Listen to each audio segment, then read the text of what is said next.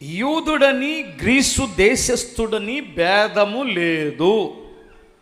ఒక్క ప్రభువే అందరికి ప్రభు అయి ఉండి తనకు ప్రార్థన చెయ్యవారి అందరి ఎడల కృపచూపుటకు ఐశ్వర్యవంతుడై ఉన్నాడు.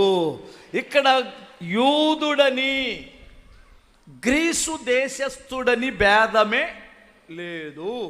చూసారా, మీరు గమనించారా?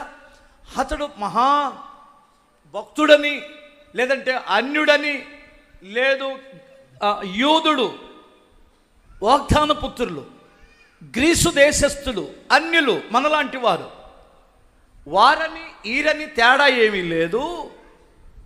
ఆయన అందరికీ ప్రభు ఒక్కడే, మన అందరికీ తండ్రి ఆయనే, అందరి ఎడల దయ కలిగి ఉన్నాడు.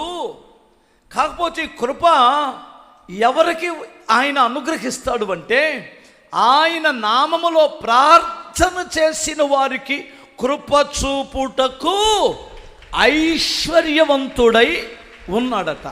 అంటే ఇప్పుడు నువ్వు కృప పొందకపోవడానికి కారణం చెప్పండి? నీ వ్యక్తిగత ప్రార్థన లేదు,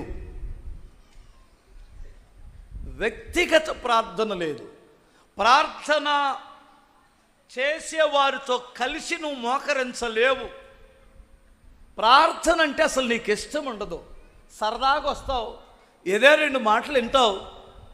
ఆదివారం క్రైస్తవుడు కనుక నువ్వు ఆదివారం చర్చికి వచ్చి వెళ్తావు.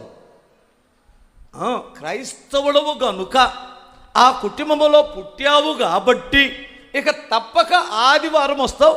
దానిని కూడా మహాభక్తిగా భావిస్తున్నావు.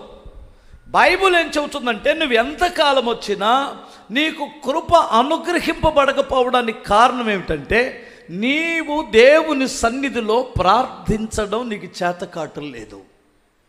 నువ్వు ప్రార్థన చెయ్యి, దేవుడు కృప చూపుటకు ఐశ్వర్యవంతుడై ఉన్నాడు.